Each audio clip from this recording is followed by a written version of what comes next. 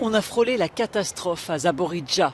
La plus grande centrale nucléaire d'Europe sous occupation russe a été totalement déconnectée du réseau après l'endommagement de lignes électriques. Mais le site, régulièrement bombardé, est toujours en marche car il reste connecté à partir de la centrale thermique voisine qui peut fournir de l'électricité de secours.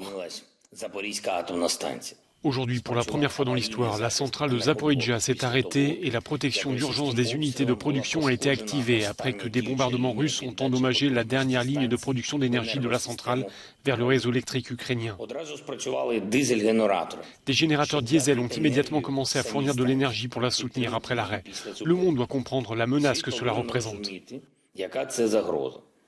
Si le générateur diesel n'avait pas été mis en marche, si l'automatisation et le personnel de la centrale n'avaient pas travaillé après la panne, nous serions obligés de surmonter les conséquences d'une urgence radiologique.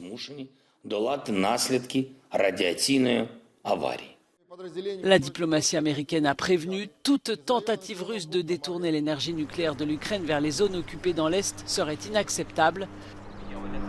Selon l'AIEA, l'Agence internationale de l'énergie atomique, l'accès des experts internationaux à la centrale pourrait intervenir très prochainement.